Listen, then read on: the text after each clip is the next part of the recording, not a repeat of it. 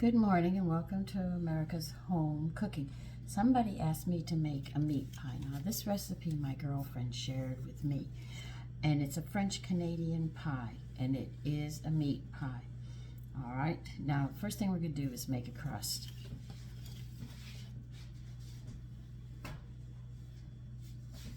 Now I am going to sit there and talk about crust. I like to add at least a half a cup to a 2-crust pie. If I'm going to make one crust, I'll use 1/4. We need 1.5 cups of all-purpose flour.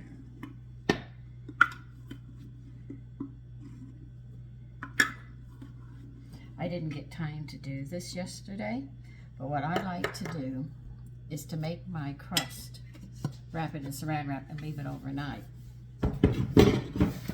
You need a half a cup of whole wheat flour. And you say, why? The colder it is, the easier it is, the flakier it is. That's the trick. I don't always get to do it, but if I have my way. So you see I added 1.5 cups of all-purpose flour and a half a cup of whole wheat. This will make this nutritious. You need, if I remember, a teaspoon. Yes, a teaspoon of salt. So that's the trick that I like to sit there and do, is to do my crust overnight. Let it sit in that refrigerator and get ice cold. I'm not going to be able to do it today, so it'll be a little more difficult for me to work with it, but I'll get it in the refrigerator as much as I can in a cold spot and let it do what it has to do. Because you will not believe the difference in your crust, the flakiness and all. There's a few tricks that I have learned with it. Now today, I'm still using my beef lard in place of the shortening. And there is a preservative in the shortening. That's why I'm going to try to move to lard. And they tell you the best lard is made with the kidney, or the fat around a pig's kidneys. So as you can see, the pig is used all the way around. And they stated that heart attacks would disappear if we used vegetable shortening. And I remember when they had lard and women cooked with lard. My grandmother did. So it's nothing new to me. Now we need, scrape all this out. We're going to need 2/3. Now if your water's ice cold, that helps as well. Now, if you have trouble getting your pie crust out of the pie pan, it's because you didn't put wax paper in the pie plate first, and we'll be doing that, and you'll notice how that also helps it to get out. There's also, I see a lot of people using spatulas to get their pie out, and they bring it out and it looks horrible being served, at least the first slice, and it looks like it's slaughtered. Now nobody wants a slaughtered piece of pie. Don't worry, I have my days too. Some pies I try and they're not quite the way they're supposed to come out.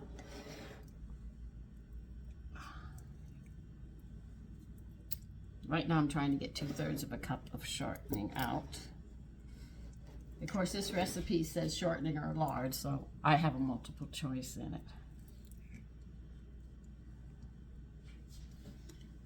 Okay, almost there.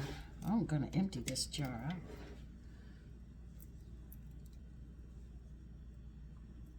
So see, a lot of things, if nothing else on this channel, you can see, you can make at home. You don't have to depend upon a business and say, oh God, I can't do that. I can't make this because of this, this, or this. Now the object is, if you want a flaky pie crust, do not handle it. Literally, anybody will tell you that. If you're new to making pies, the less handling, the better. The less handling, the more flaky. The colder you chill the shortening, the flakier it will be. So there's some basic rules that you have to obey with this. You can't get away from it. I'd like to say you can, but you can't. All right, I just put the shortening in here. I'm using a pastry cutter, so I don't have to handle it any more than I have to. You can use 2 knives, you can use a fork, and some people don't have this equipment, so what they'll use is their finger. They'll pinch with their fingers until it's crumbly. Now, if you don't have a rolling pin, you can use your hand to make your pie crust, believe it or not. You put it into your pie plate and you press it out. So there's many different ways, but a pastry cutter just makes it easier for me. Now when you go to wrap your pastry, before you roll it out, to chill it so the shortening can get hard, so it doesn't mingle too quickly into a mush. You do not wrap it in wax paper. You have to wrap it in saran wrap. That will hold the moisture, the shortening and stuff in it very nicely.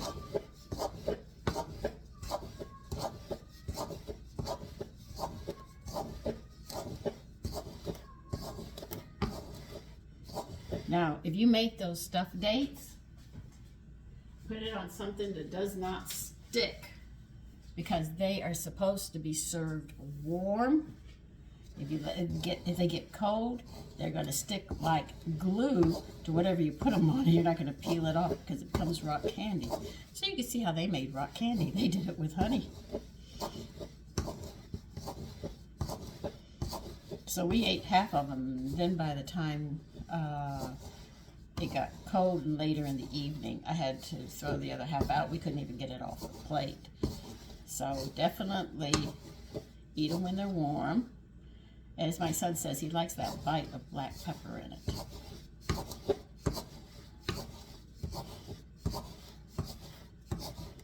Okay, you see how crumbly it is? That's what they want it to look like. You notice I'm not really handling this yet. Put a well in the middle. Well, you really don't need a well. What am I talking about? Let's bypass that. Now you're going to put 4 tablespoons of water in it, one at a time. If you do it any other way, you could end up with a mess. You have to work 1 tablespoon in at a time. That's the only way you can do this. They've learned that if you put all the water in at once, you get a glob, and all that you're striving for doesn't work the way you want. Now I'm going to put a lattice topping on it. And the reason I'm making this is because somebody requested that I have a good meat pie. Yes, I do. And you can thank my girlfriend for that. She said, Sandy, this pie is delicious. I said, I have heard of meat pie, but I never heard of this one. And she said, oh, Sandy, you got to try this one. I said, okay.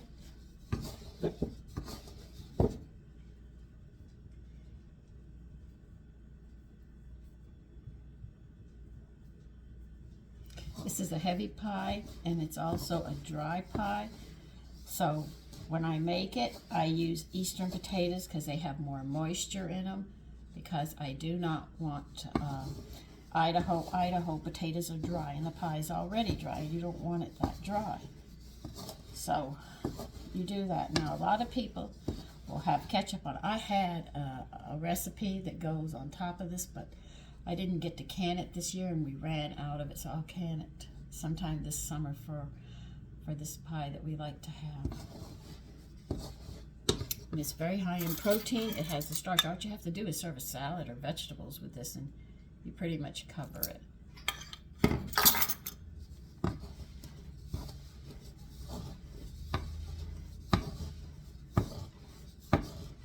And I will be showing you how this is how I make my crust more nutritious, by doing it this way. Other people have other ways.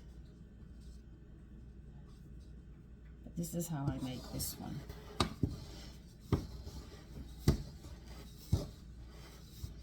You see? It'll be coming together. And you can see I'm not really handling it at all. The first time I handle it is when I'm going to put it into the saran wrap and get it in the refrigerator. How many was that? 3? We're up to number 4, I think. I can't even remember. I was talking to let you know what we're doing. this pie has a lot of steps to it.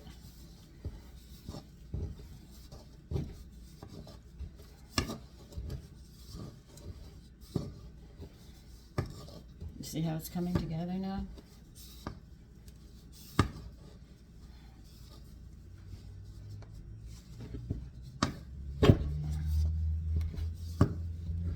I think that's 4. Is that 4, guys? It feels like it. I forgot to count. Oh well. If it isn't, I'll know it soon enough. Anyway.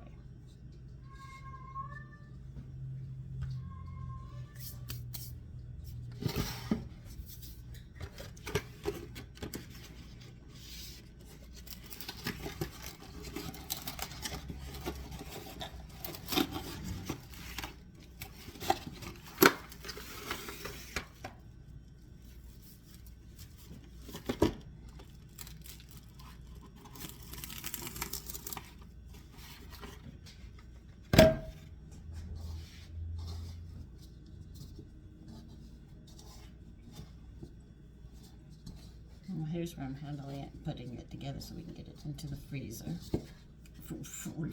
Refrigerator, not the freezer.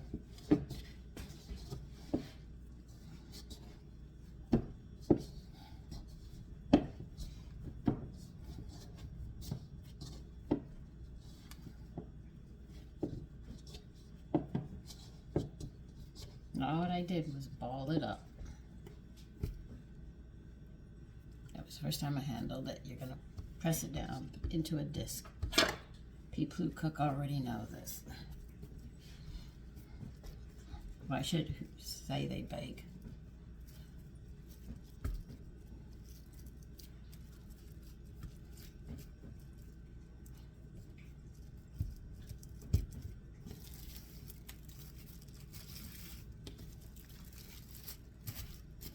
So by chilling this, that shortening will get cold and they won't clump together and make your crust doughy or flat. This will keep it flat.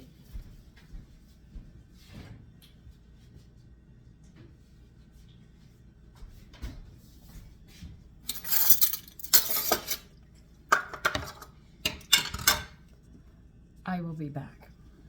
Okay, the first thing we're going to start right now is you need 2 large potatoes. Now, because this pie is a dry pie, I mean it really is, what you're going to have to, what I do to compensate for that dryness is I use Eastern potatoes or yellow potatoes. They have a higher moisture content, so it doesn't dry out as much. Now you need 2 large ones. I have a medium one, so I put a little one with it to make it large, and 1 large one. And what I'm going to do, they say peel the potatoes. Now, if anybody has watched my channel knows I do not. I avoid peeling my potatoes because that's what's in the potatoes, what your hair needs to keep it strong. And I have some gray hair, as you can see. I don't hide it. It's there, though. The back is dark. It's getting gray slowly. But the thing is that I want my hair as healthy as it can be. So I'm always quick to hold on to nutrients. If you're going to peel them and you collect peelings for vegetables to make your vegetable stock, by all means throw the peelings in there. That's where you can put them and you'll still get them. So we're going to be dicing this up. I am going to cut mine very small to make sure that I can sit there and actually work with them. So I don't have peelings, you know, it would be easier for me to mash them up. The smaller the dice, the better and the faster it will cook. Now, I know I've been talking to you about your bones, and you're going to say, oh, God, there she goes again. If you want to know the shape of your bones, look at your teeth. Your teeth are bones, literally. They really are. If you have a lot of cavities and they're gray and dull, and you take a look at them, that pretty much tells you what your bones look like on the inside. I have people who, her teeth, they have so many fillings in their mouth. Even on the front teeth, they have fillings in the back of them. I mean, I see them and I say, well, that friend of mine is going to have a severe case of arthritis. And when they hit menopause, I would not want to be in their shoes. See, I told you the body will rob Peter to pay Paul, as they say. So if you look at your mouth, you can look at your teeth when you're young, you say, yeah, I'm good. But as you have the children and you notice you start getting cavities and everything else, that is, they call it enamel, but it's your bones. Made of the same material bones, they just give it a different name. I guess they don't want you to know, oh, your bones are not in great shape, so they have to be careful how they word it. This is how small I dice mine. Really small. So I could sit there and leave the peelings in. It's a little extra work, but I don't mind. I got my health, and that's it.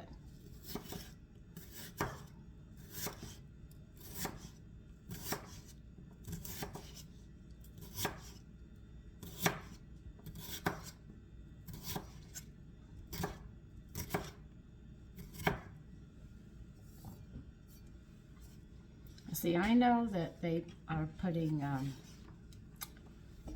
Kennedy into the health of this country and stuff. And they are concerned about the red dye gives cancer. Hello. A lot of other things do. The chemicals they're putting in our food is giving us cancer.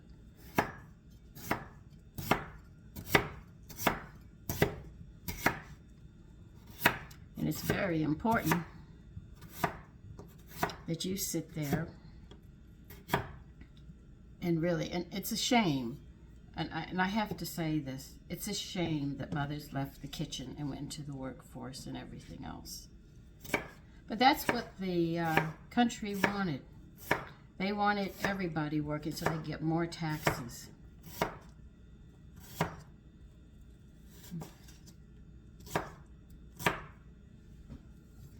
But when she was in the kitchen and she did all this, companies couldn't get away with what they're doing. And we weren't that sick. And this is in my lifetime. My little lifetime. Because I grew up, I remember canned food. That's what we had. There wasn't a lot in the grocery store.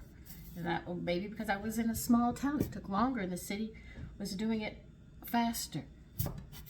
I don't know, but I remember, like I said, we went to the park and got nuts. The farmers, they give you a basket and they'd ask for a couple of dollars. They'd give you a little shovel and you pick what you want. As long as it fit in the basket, it was $2. If it spilled over in the basket and you carried it with your hands, you had to pay an extra $2. And they'd put it in a basket, and if it was enough to fill 2 baskets, well, then you had to keep on giving them $2 for every basket. But I grew up like that. I got to eat food. If we were hungry, it was always there. I mean, we didn't have a problem. No child was left behind. I ate. So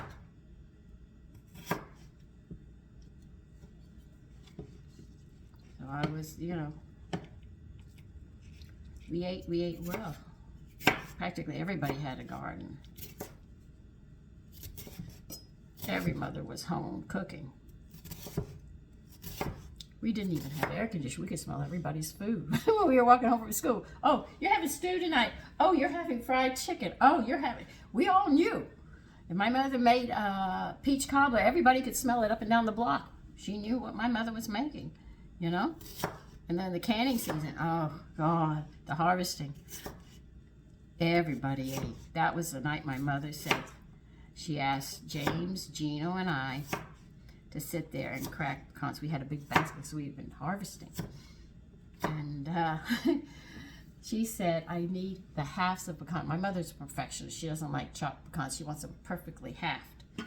We ate almost the whole basket, and she called us for dinner, and she saw us eating the nuts we had forgotten all about that Mother wanted to sit there and make a pecan pie. We just ate the nuts. She put the food away. Daddy and her ate and we didn't. They had supper. Well, I don't even know what supper was that night except we ate pecans. We had a whole bunch of them. Do you know in the North they sit there and call them pecans? I come in and say, I need a pecan. That's like me going and saying, I need rat cheese. And the guy looked at me here, and my husband said, she's asking for cheddar cheese. Shark, please. I had to learn another whole language.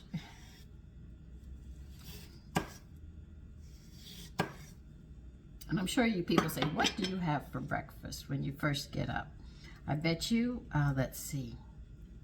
Young people will probably want a soda and run out the door. The older people will have coffee. Some will have tea. Which one do you think I have? I have zero. I have a glass of water when I get up. I actually crave water in the morning. But I can tell you, when I came off coffee, because caffeine was my problem, boy, for the first 5 days, it was hard to get that glass of water down. I did not want it, but I drank it. And now when I wake up, I actually long for a nice glass of water to wake up with. Okay, diced all these potatoes, all 2 of them. Well, I should say a biggie, a middle, and a teeny one. Now, we're gonna boil these. Remember, put the water only about an inch above the potatoes. That's all you need. Do not throw your potato water out. We can sit there and use it for bread, biscuits, rolls. Even if you're making a pizza a pizza crust, you can sit there and use it. And if you're not doing any baking, you can put it in your pasta water. You can put it in the rice. So it's not that it can go to waste, and you get all the nutrients and the starch from it. So you don't throw it down the drain. All those nutrients go like, ah! And you throw it down the drain. My son was listening to me and he said, Mommy, you are very happy.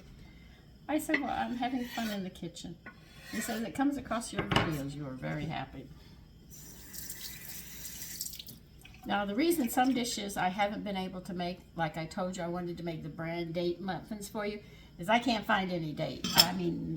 I can't find any bran, and it's being held at the factory until the end of the month. So some of these recipes that I say we're going to make, and then I go to the store and I can't make them, is because I cannot find the ingredients. And I even asked them, and they look it up, and they said we can't get it. It's being held at the factory. I said, okay, so there's nothing anybody can do. We just have to wait. All right, let me see the next step we're going to have to do while those potatoes are getting ready.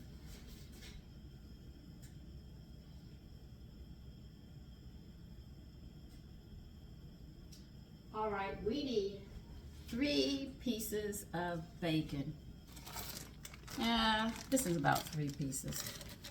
I know, and we're going to, if you cook them whole, you're going to have to crumble them up. I'm just going to take this and stick it in a small pan and fry them up. You want them crispy. You do not want them burnt. So remember, you want them crispy. Oh, let me see. You're saying, are you cutting that meat on that cutting board that you're using? Yeah, because I don't want to pull the other one out. But don't worry, I'll wash it off.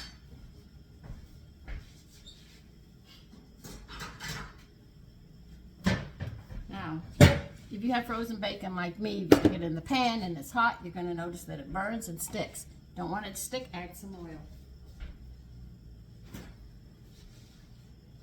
Okay, where is my oil can? Oh, it's back there, okay.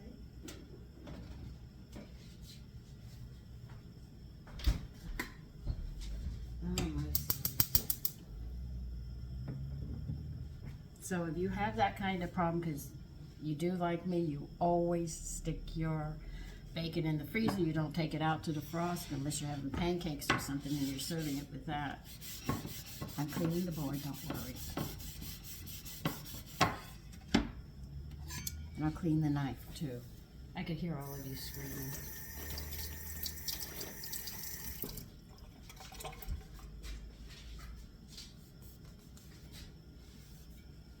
So we're going to chop up a teaspoon of garlic and a very large onion. We're going to chop them up. A lot of stuff is going to be like put on the side in different bowls, and then when we put this whole thing together, you'll see how it is.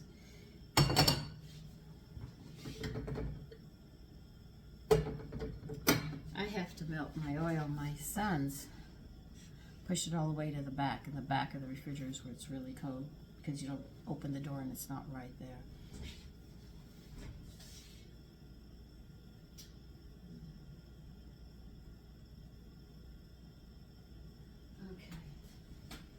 So I am going to be doing some other stuff here as well. Let's put this here. I have to get my grinder out because I have stew beef that I'm going to be grinding. I don't have ground meat in the house. I have stew beef. Sometimes I just have roast and I have to cut them up as well. You should learn parts of the meat, and we'll talk about it to help you understand where it's coming from. I have books on it that describe it because I can't always remember. As much cooking and baking as I do, you think I'd remember everything. No, I don't. I have days where it just doesn't go through.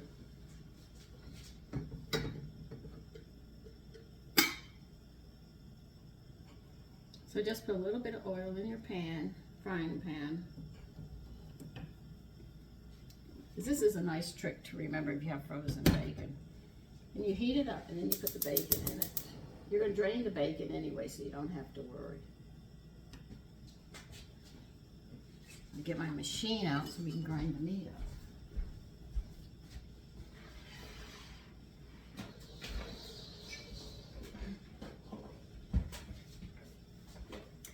I have a manual grinder, but I can't use it because I don't have any place to clip it in the kitchen. That's why I want to redo my kitchen so I can clip it up. But I ain't wealthy, so it's not getting done.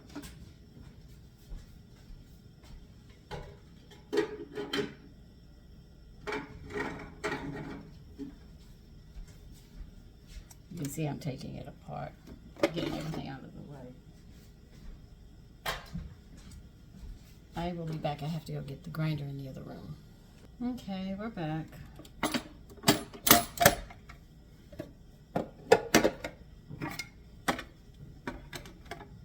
You're going to need 1 pound of ground meat, a little bit towards the lean side.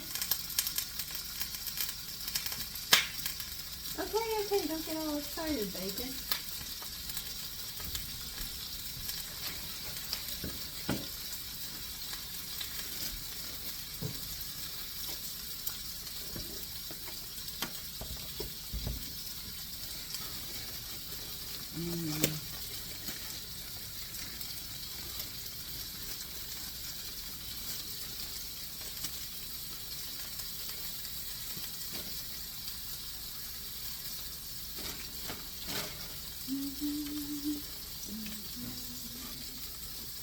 I'm just getting it out of the wrapping.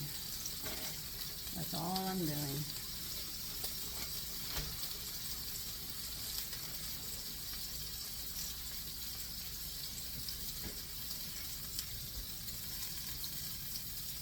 Oh, I hate this. I can't read through this thing. And go underneath. Mixing chloride. Okay.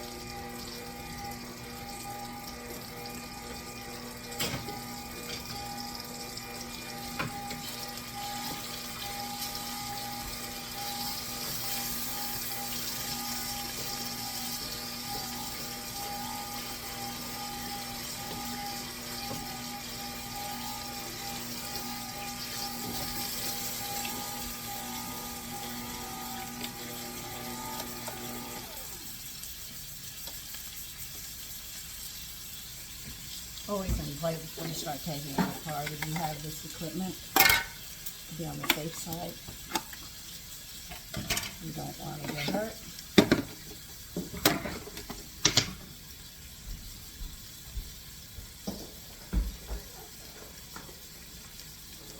Okay, so we got 1 pound of ground beef here. We're still waiting on our potatoes, and we're cooking our bacon. So if you want to see all of this, I'll bring you over here. But remember, we'll have to be going back and forth because this chopping that has to be done as well. So we're not done together.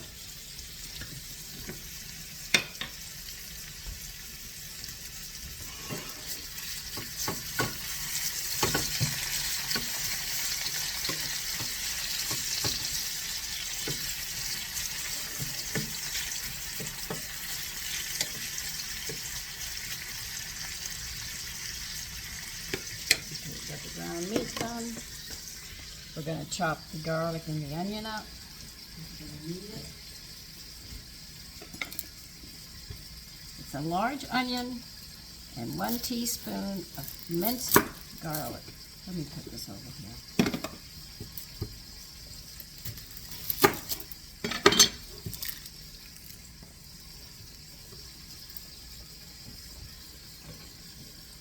Okay, the potatoes are boiling.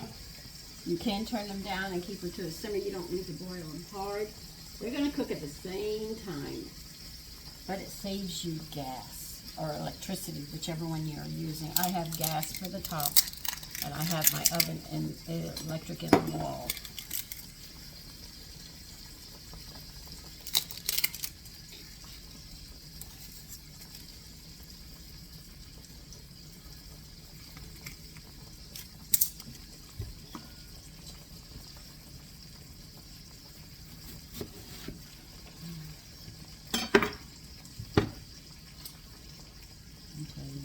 Changing, so I gotta take this skin off. Take a look at your onion. If that skin next to the peeling is dry on the edges on either end, take it off. It'll interfere. If you've ever had people who sit there and they cook for you and you get these hard pieces of onion, that's where it's from, because it was turning into the skin to protect the onion. The thicker the skin, or the peeling, if you wish to say it that way, the colder the winter. Fruits and vegetables will always let you know what kind of weather you're going to have. And you know when spring is around, you'll start hearing the birds. You start hearing the birds, you know spring is here. You don't need a weatherman, you just need nature. They'll tell you what's going on.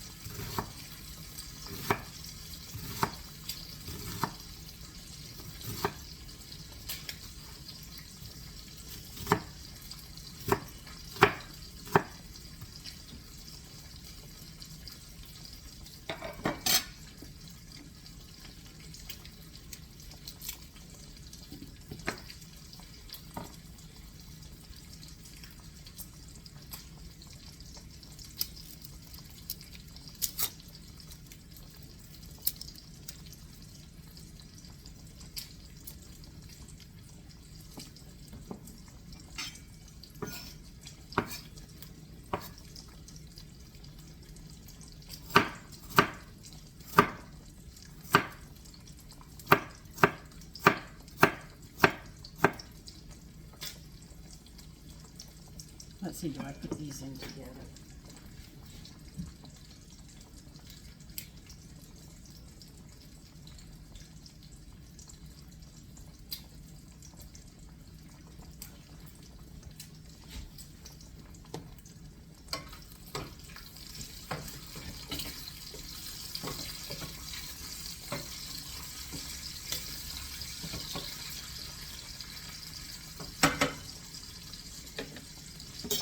All right, the garlic and onion are going to be put together so I don't have to separate them. That's what I was worried about. I haven't made this in over a year, so like I tell you, I have a lot of recipes, and sometimes I don't come back around on some of them for a while, and that's it. Like, people complain videos are too long. Hey, you sit in front of a television, you sit there on the computer reading. I see nothing wrong with doing a video, and if it's long, because they're showing you steps and stuff, that should be fine. I know.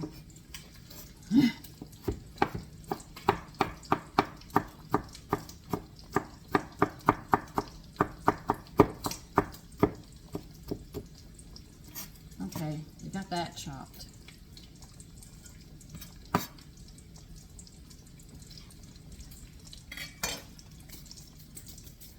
Where did I put my measuring spoons? Ah, I put them home.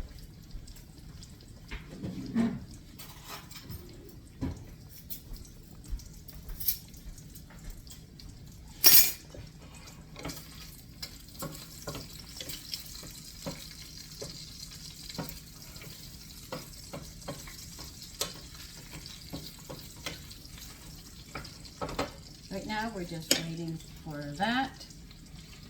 And let's see, how much pork are we going to put in here? We need 1/2 pound of ground pork as well. What can I put it in?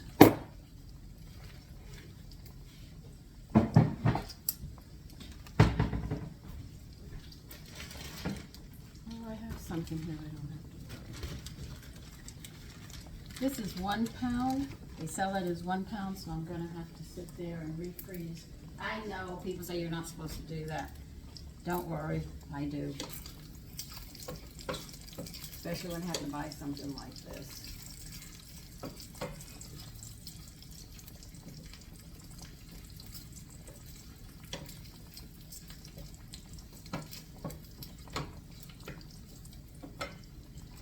Now, I bought some veal, a whole pound of veal, and I'm thinking of seriously making bulgogi with veal instead of beef, because most people make it with beef or a mixture of stuff.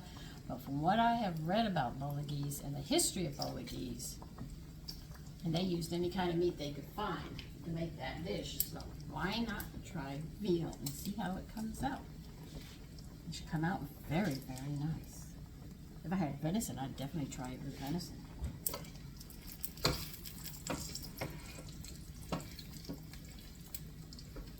As rich as it is, I wondered if it would go good with turkey.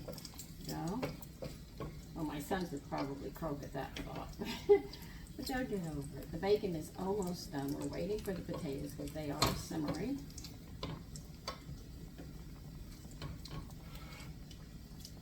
And a nice boil so they don't boil over. Now, we are not going to cook the pork and the ground beef together. We have to separate them because the pork is very greasy.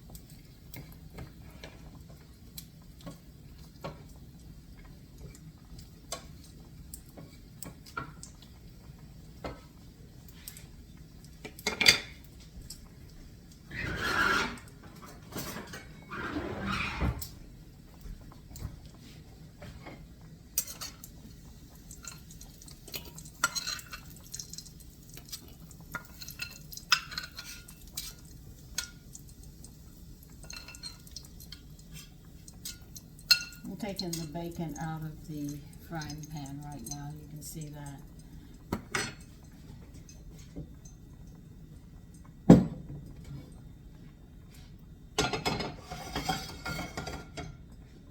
All right, the next thing we have to do is we are going to cook the pork.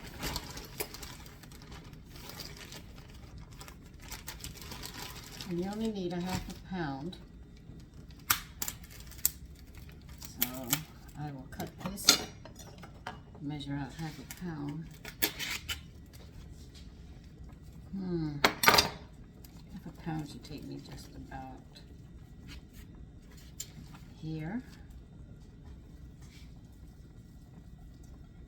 Don't worry, it'll start frying up in a bit. Now the reason we're doing this is the pork is so greasy. And we have to drain it when we're done cooking it. I think I want a little more added to it.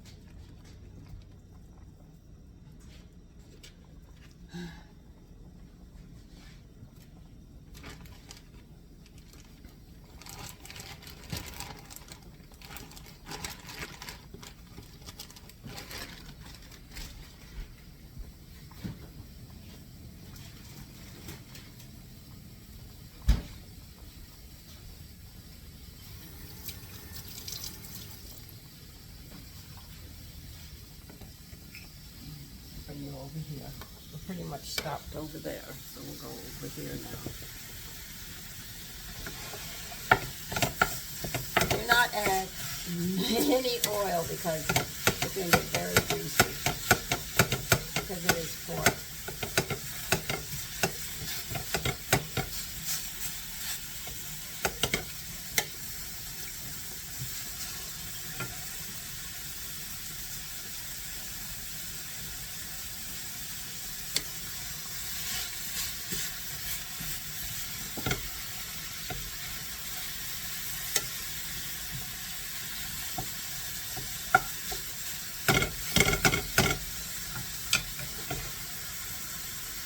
Let's see how this is going.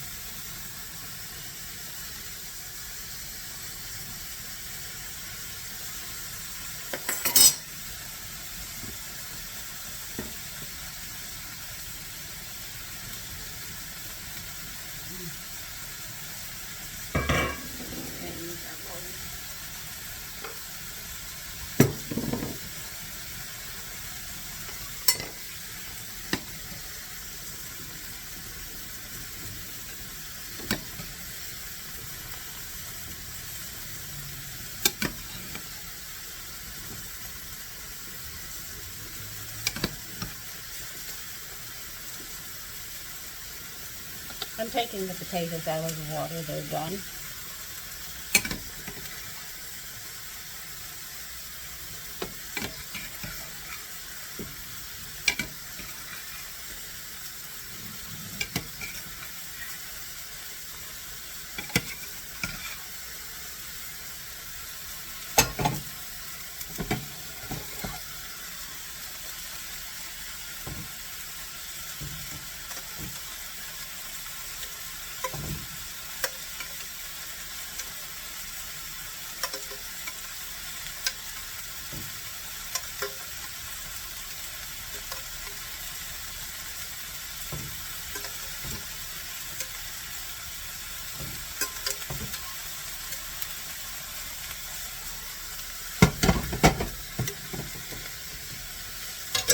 Mash these potatoes.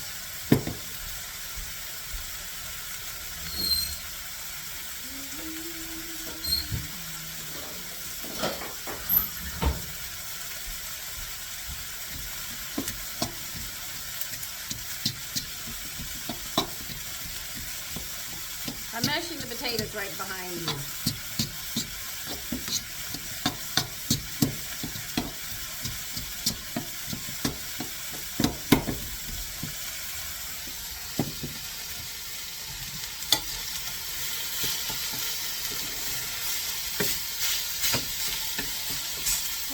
Very fatty this time. It's usually extremely fatty.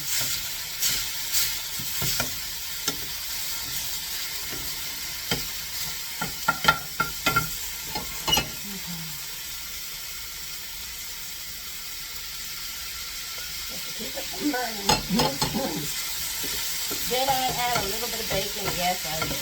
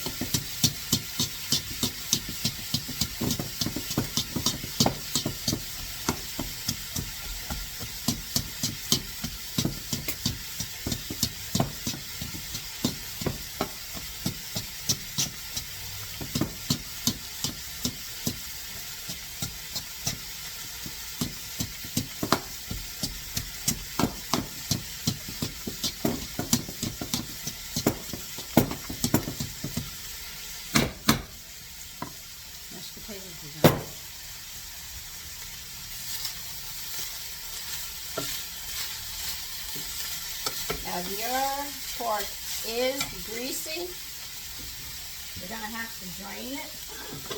This one is very dry, so I don't have to worry. Most of the time, I get a lot of fat off the pork. This time, I was a little shocked that I had gotten this. So there's no fat to drain off this, but you've got to drain the pork if there's fat.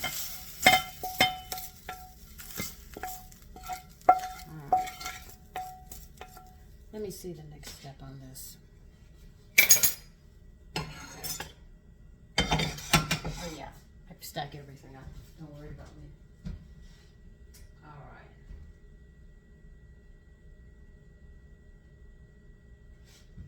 Okay, we're gonna do a different pot now.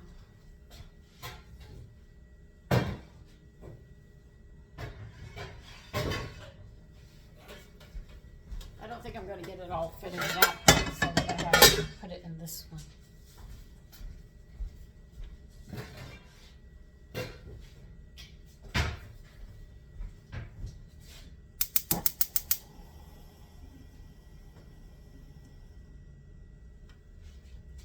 We're going to put the ground meat in here, the chopped onion and garlic and some other stuff. I'm going to be mixing this all up, and other stuff is going to be going in here as well. So we just have to wait for that to get hot. Let's see. We'll be adding seasonings at this point, I think. Yeah, we'll be adding the spices and all.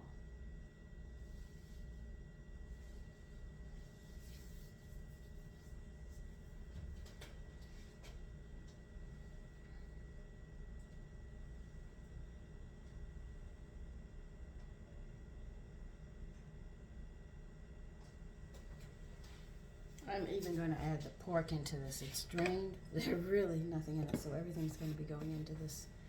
We just have to get this hot first.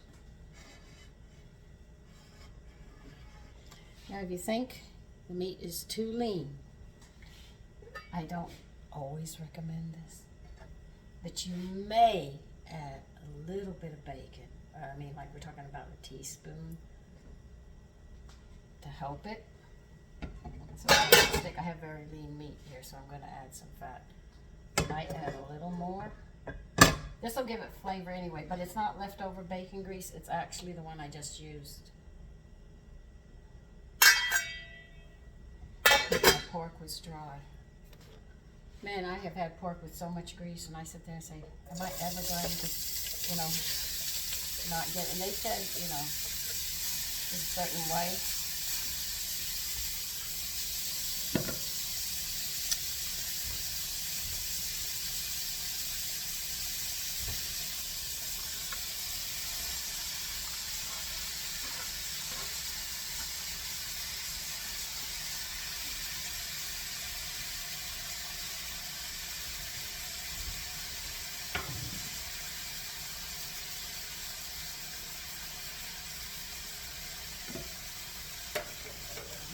I don't know if you can see this, but you can see how moist these potatoes are. This will keep that pie from being so dry. That's why I use the Easter.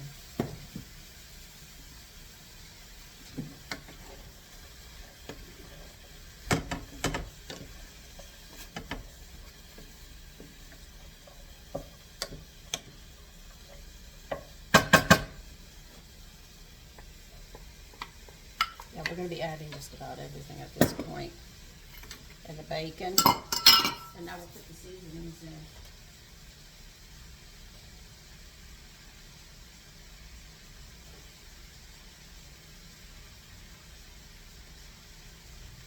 We are going to need a half a teaspoon of allspice. Because all of this is cooking. Yep.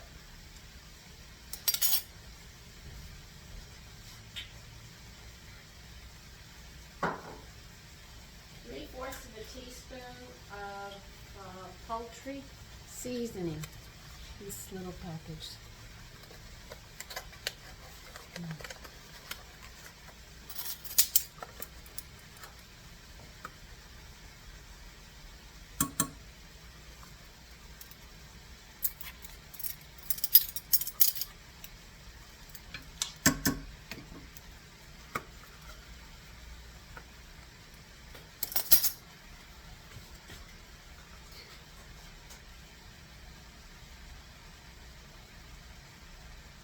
We need a teaspoon of salt.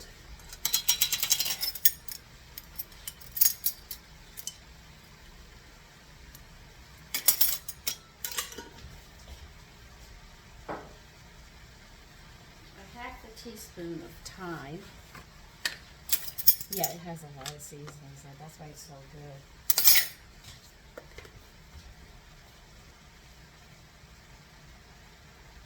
And 1/4 of a teaspoon of pepper.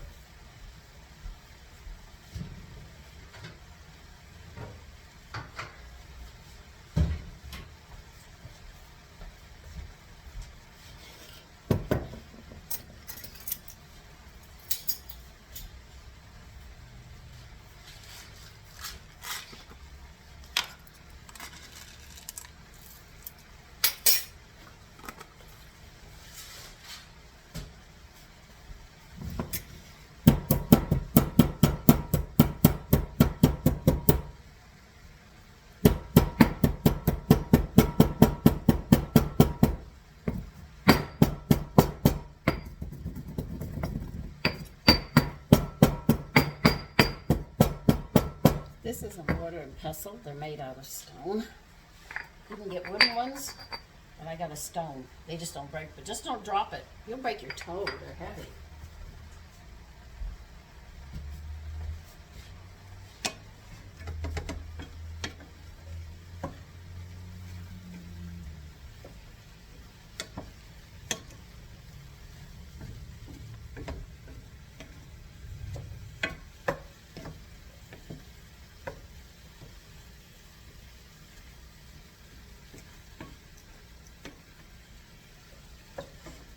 See, there's a lot of steps that you have to go through with this. That's why I told you there's a lot of things you have to do.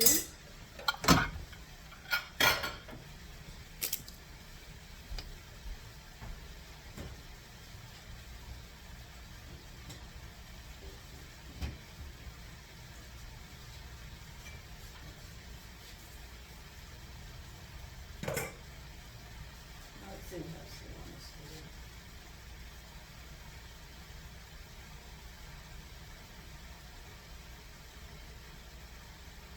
You are going to need 1/4 of a cup of water.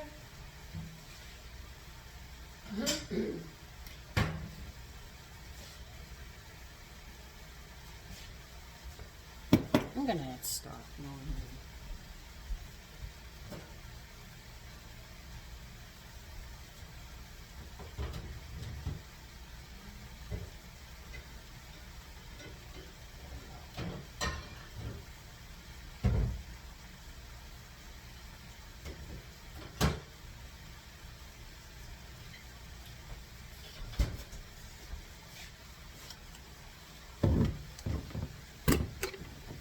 which one am I using? This is bone broth and beef put together. How much do I want? I have to put that 1/4? Yeah, 1/4 of a cup. Okay. They say 1/4 of a cup of water, but I'm just going to use broth in place and give it more flavor.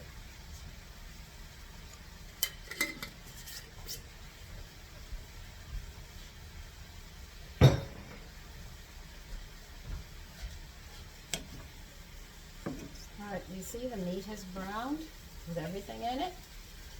Now we're going to add this. This is just more flavor in my book.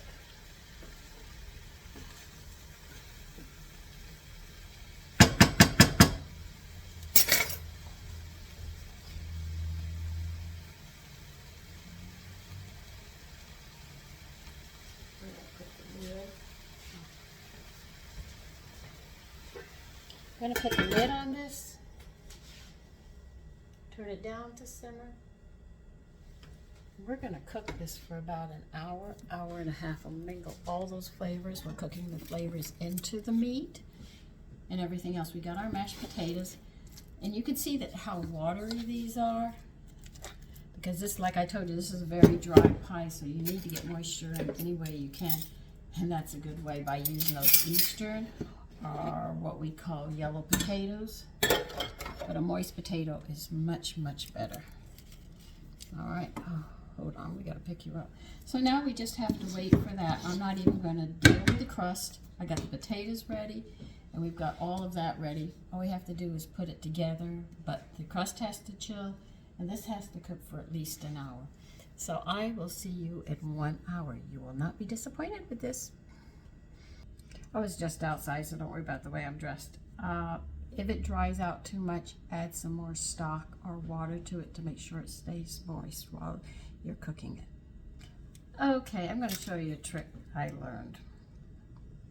You're going to sit there and get a big piece of wax paper.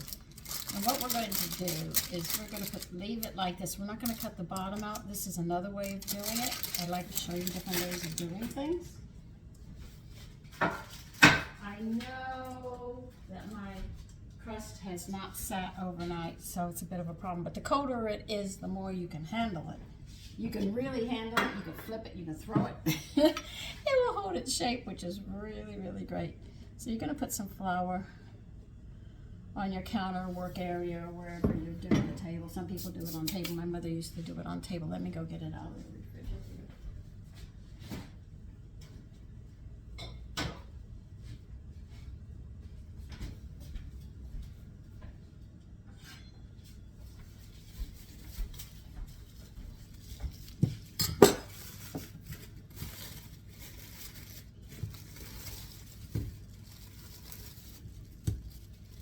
I'm going to get my bigger one. This one's not full. If I say, what are you doing tonight?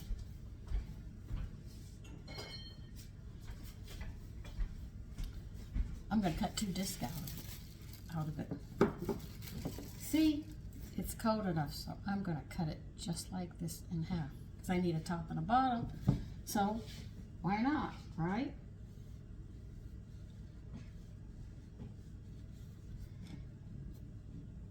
It's not easy. I'm not going to tell you it is.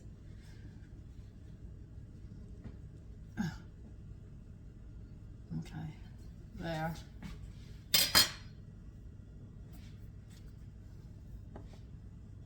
This will be my top.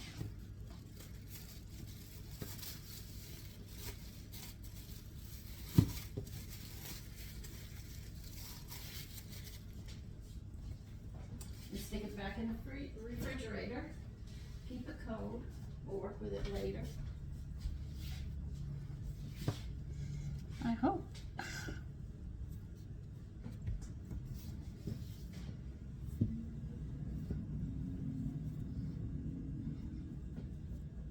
Don't tell me I did not add enough water to this. I will hit the roof. Oh my goodness. I'm pressing it out into a circle. It keeps cracking, so that's telling me I don't think I put enough water in this crust. Because my crust usually doesn't break.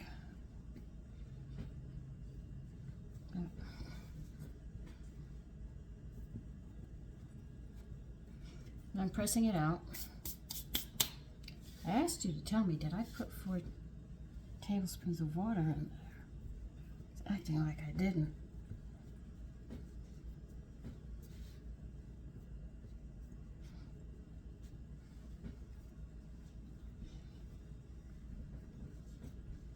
mean, it's really acting like I didn't do it. I can't remember. Really can't.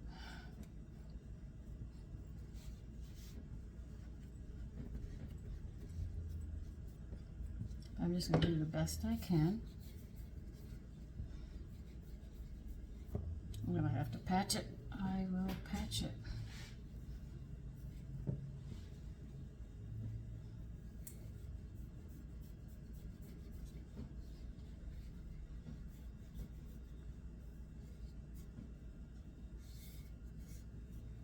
It's just like one section just wants to keep on opening, and I don't understand why.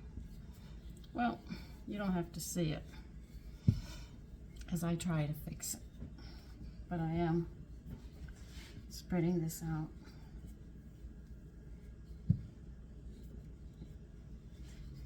Yeah, it keeps on separating into two pieces. I don't know why it's doing that.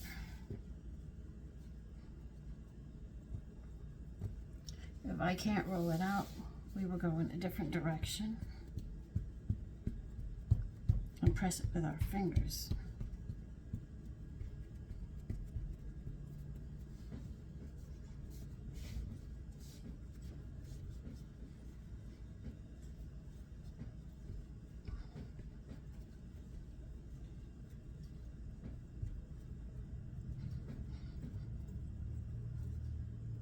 It's always in the same spot too. It doesn't crack anywhere else. It's cracking in the same spots, no matter what I do.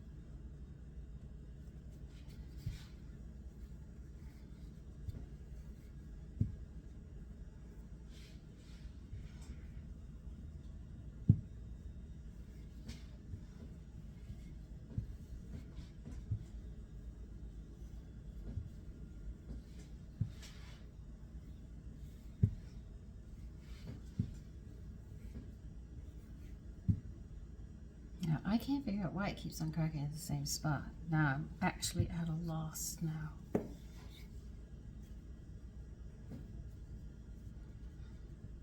I can't remember if I put 4, like I said, I can't remember if I put 4 tablespoons in.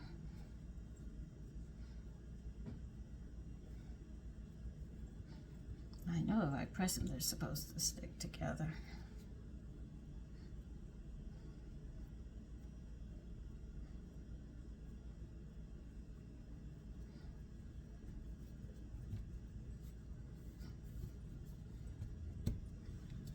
This is 11 inches.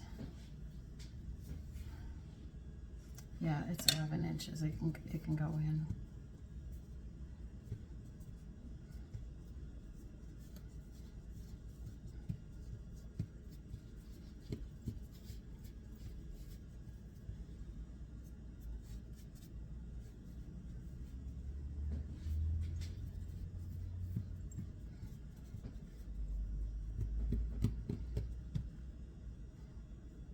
Okay, I'll tell you where the cracks are.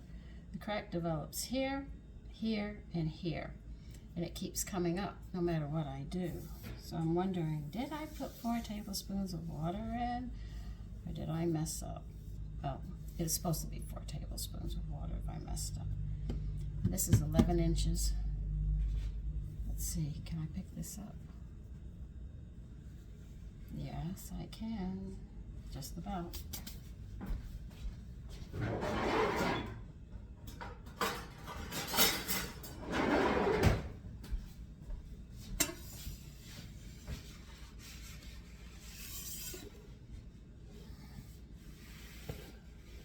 Did I just slide that over? Yes, I did.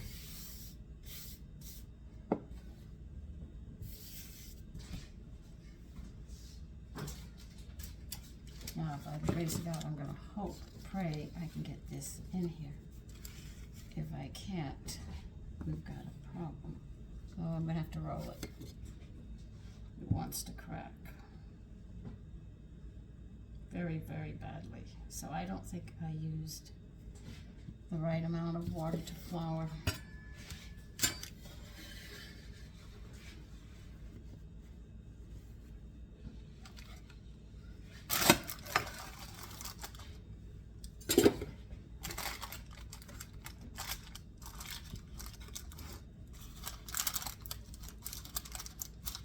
I knew you were going to do that.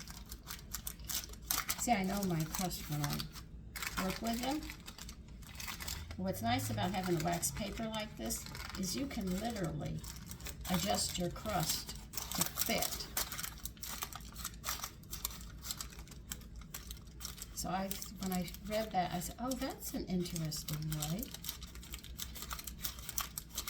See, the things that were done yesterday aren't always done the same way today. They've improved on it, and that's what you're checking out constantly.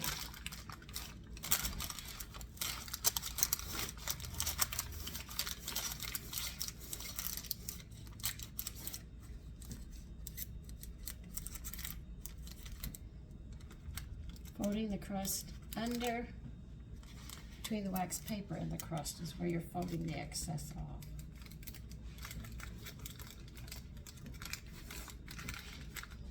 Don't worry, we'll take care of the wax paper after.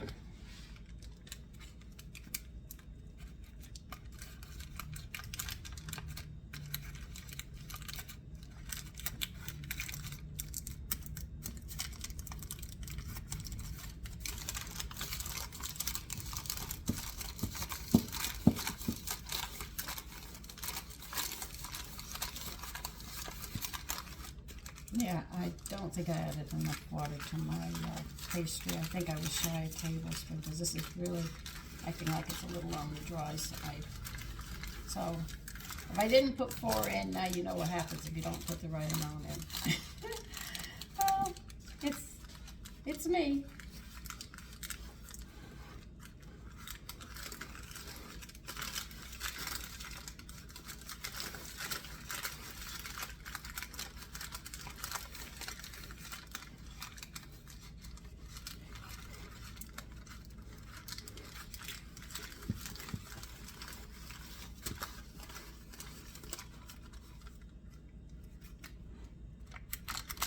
Okay, you get the scissors, we're going to cut the wax paper around it.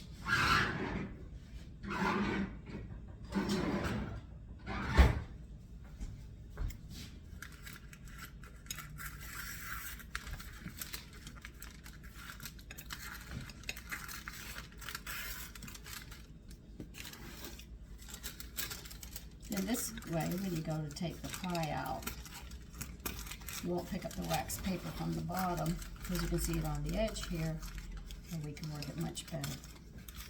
So this idea is really a nice idea, as you have to put wax paper on the bottom of your pies so they don't burn the crust down at the bottom, for those of you that do make your own crust.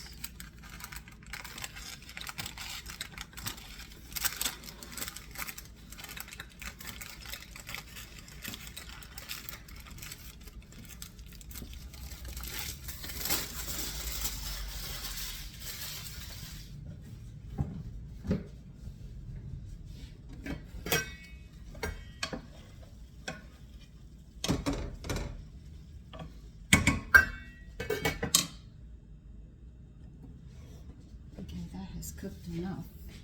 I just turned it off.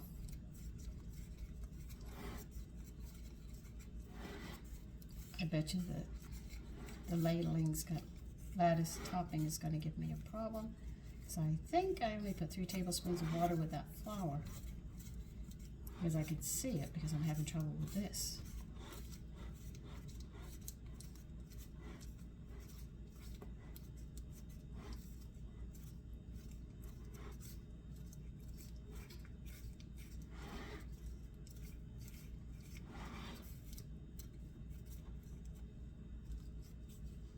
But like I tell people, I'm not a perfect cook. The chef, if you wish to call me that, because I play around in the kitchen with food, but I just look at myself as a cook. The restaurant owner said, "You're a chef. What you do is chef work." I said, "Oh, I don't see myself as that. I just see myself as a person." Okay. Oh.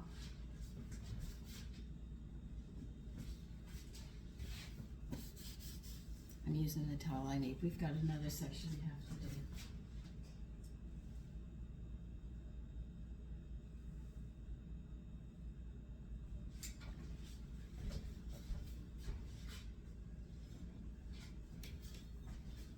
Okay, you need a 1/2 cup of milk.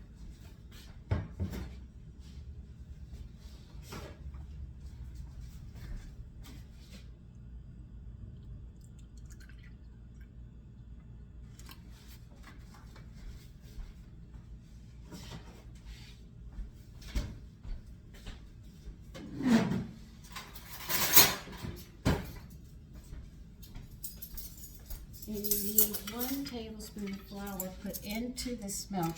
This is not for the crust, this is for the meat.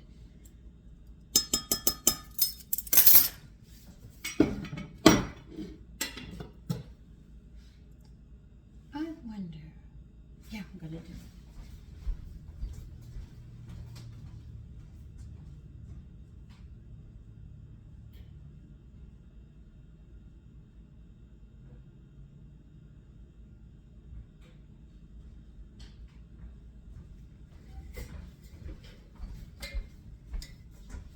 Jerusalem artichoke powder, I'm going to put in a tablespoon into the milk with the flour. Oh, yes, I am. I almost didn't do it, but something said, do it. I said, okay, why not? What do you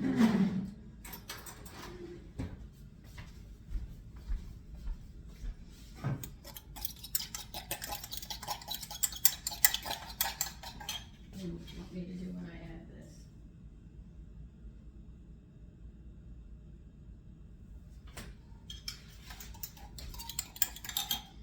Let me get you over here. I know we're working on pie crust and we had to stop. Okay.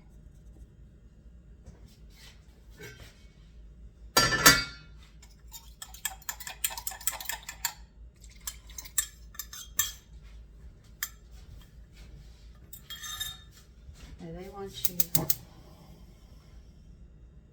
stir this until it's thickened with the milk. And we're going to add the potatoes to it.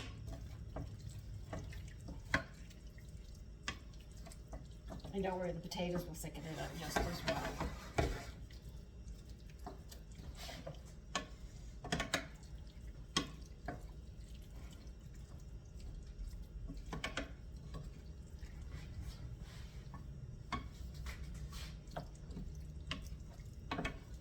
It takes about a minute or 2.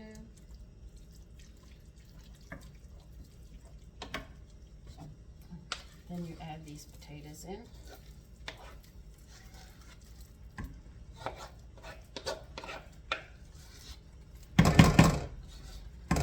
A lot of people change this recipe around. I should know. And they can make it too dry or too moist. But there is a special sauce that you put with this, but I just didn't can it this year. You're going to stir all of this together.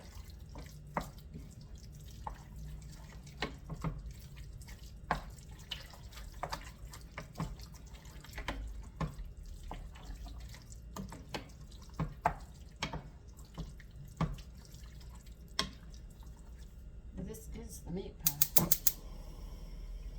just want to heat it up. bacon, you have pork, you have ground beef in here, a lot of seasonings, and potatoes.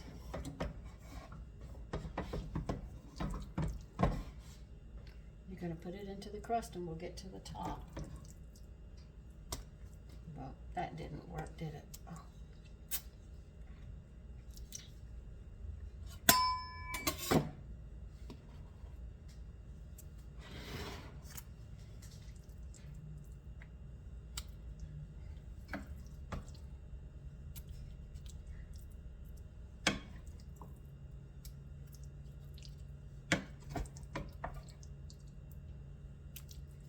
Some people leave the milk out. Some people don't cook it that long. It's just, everybody makes it different, but this is the one from France and Canada, and this is theirs. The only thing is that I used some stock in mine, and I added whole wheat to make a pastry with some whole wheat in it to make sure. And I left the peelings on my potatoes. That's all I did. Little changes just to make it more nutritious. And this is a 9-inch pie plate. This is a big pie. I'm not gonna lie to you, it is a very big pie.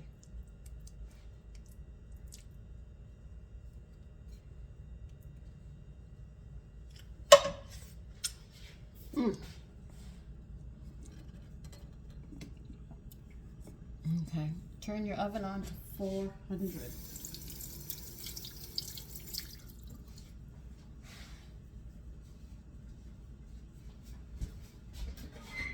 And yes, your shelf is in the middle.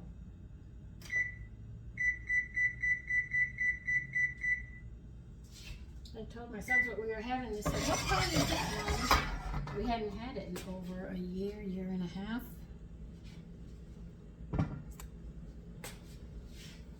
So, it's been a long time since we've had it. Let me get this out.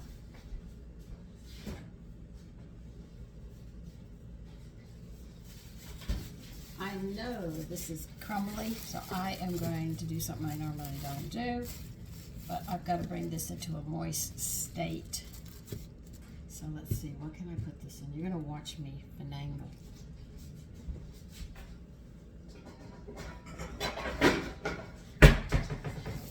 Okay, it's evident I didn't put enough water in, right? Yeah, you can see it. I mean, it's so crumbly, it's ridiculous. So I'm going to add water. But how am I going to do it? With my hands. I'm going to wet my hands, and that's a good way of adjusting the water. This is an old trick that you can, and it will bring it back to a dough state that you can work with. And it's actually absorbing the water right off my hand. That's how dry it is. Well, how that crust is going to be, though.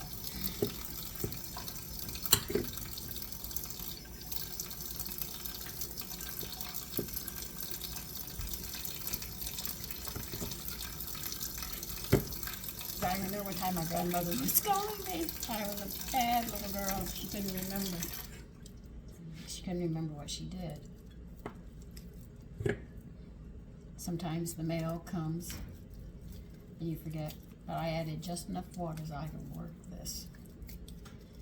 I'll dry my hands off. It's going to stick and give you a problem, but I'm making strips so it'll be easier to handle.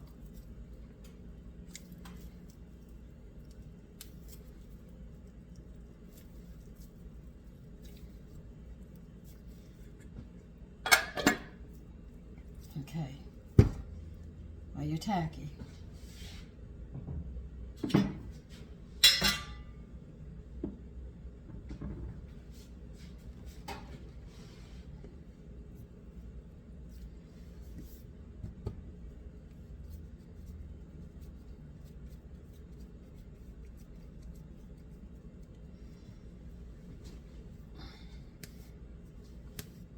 Yeah, this is better.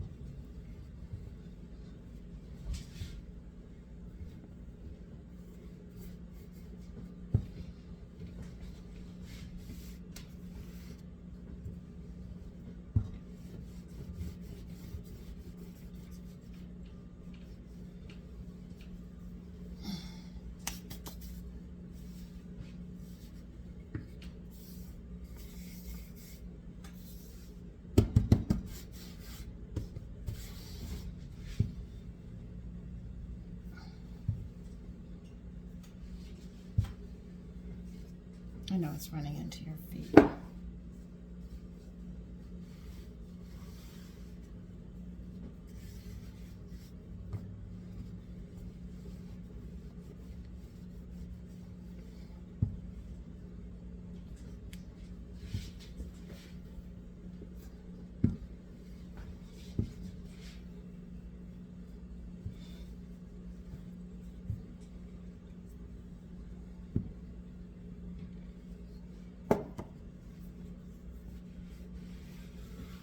So you should be able to move it around.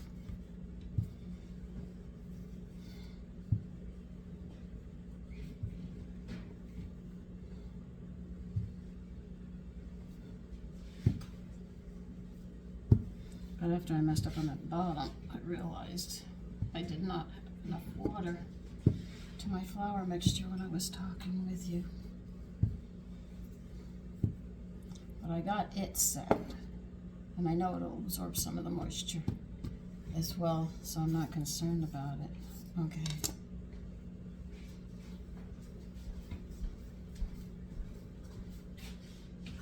Now, you can make your strips wide or thin, however you want them.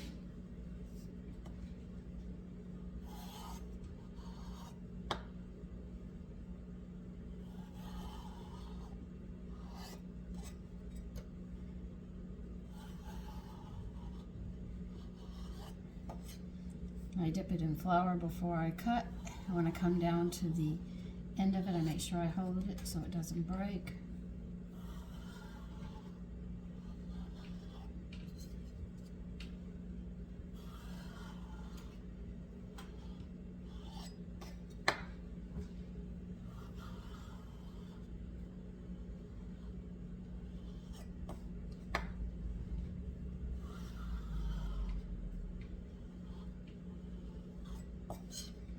I always dip my knife in flour before I cut, and that the dough will stick to it.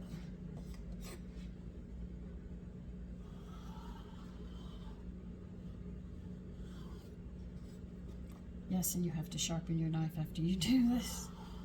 But I sharpen them every time I go to put them up.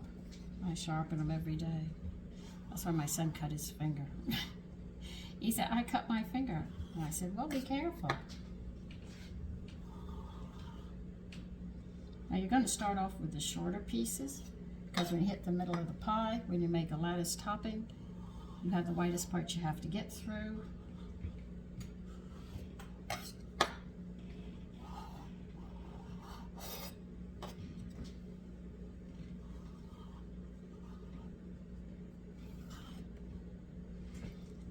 Okay, well, I want this piece first.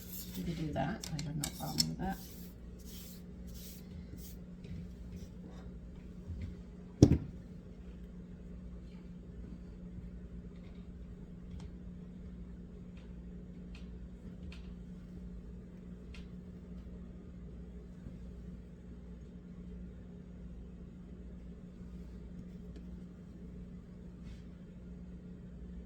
No, this one's not long enough. I need this one.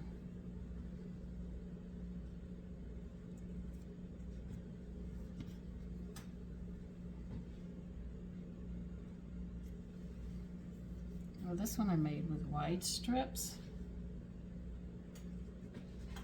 You can make them skinny, thin, however you want, or you could put a complete top on it. But everybody has their favorite.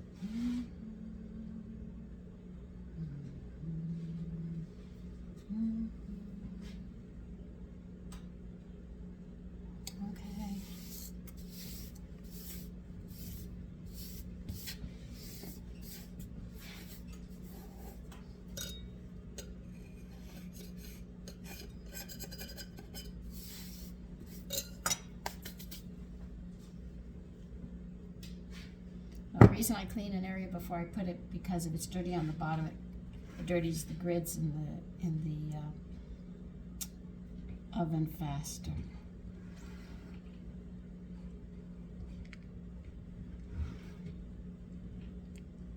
Why am I pressing it like this? To separate these end pieces so I can tuck this in and finish it up nicely. And you press them against the rim of the pie and they separate.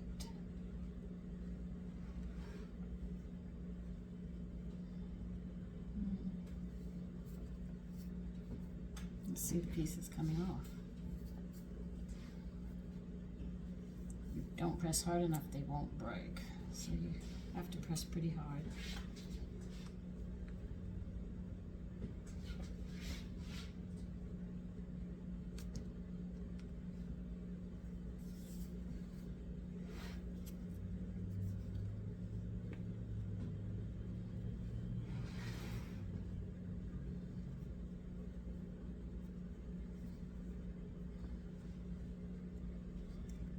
Now what you're going to do is tuck it between the wax paper and the crust and tuck them in. Leave the wax paper away from the pie and it stays on the pie plate, but you go between the wax and the crust that we did on the top.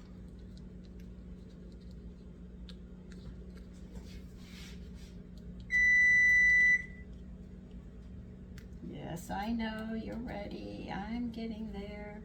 In time, I'll get there.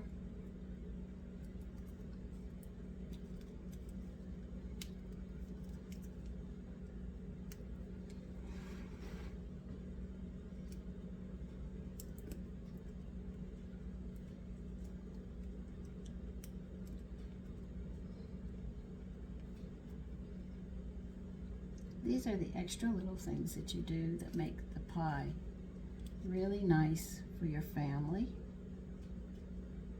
A lot of people don't think about this.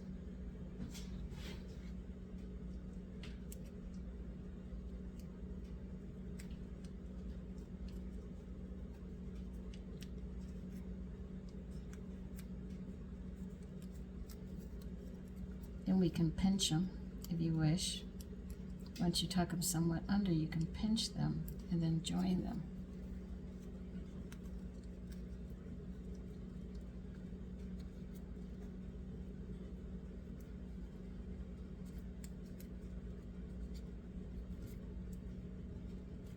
That wax paper went under. Okay.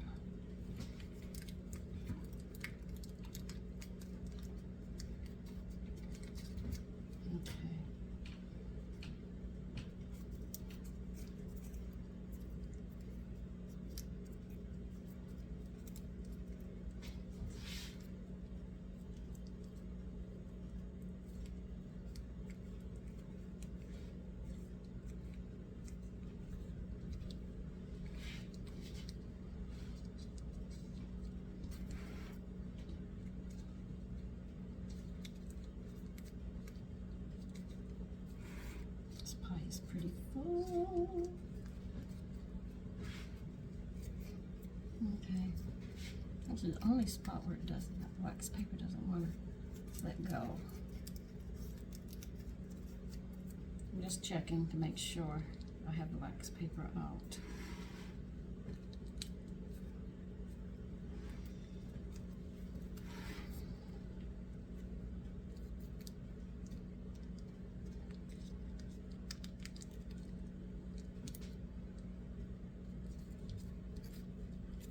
Now, how long is this pie going to cook? Until the crust is done. There's no time limit on it. But you're cooking it at 400, so you know it's going to cook like a pie.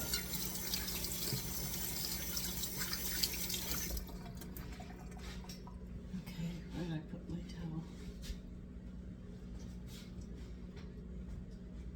I just had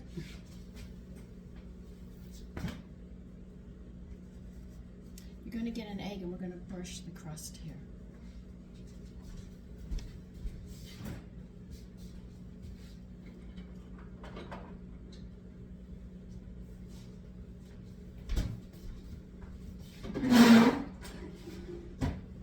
It'll help seal the crust and hold the crust together when you go to cut it. Because egg is a binder. Okay, Sandra. Okay, we'll use this instead.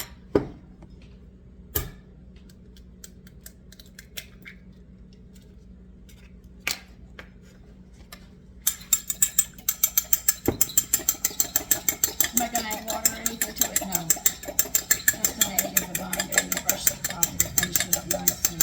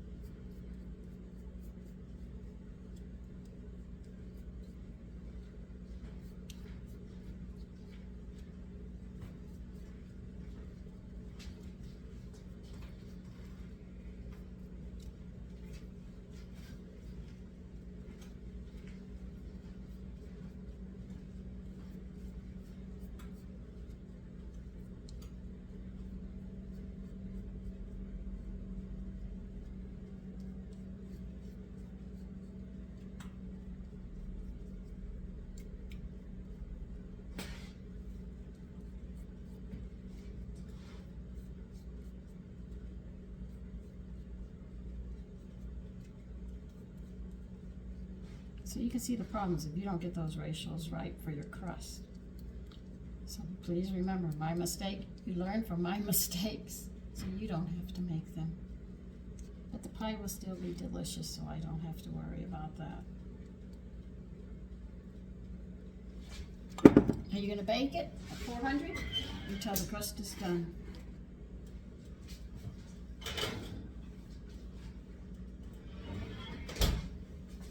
And that's it. I'll show you when it's done.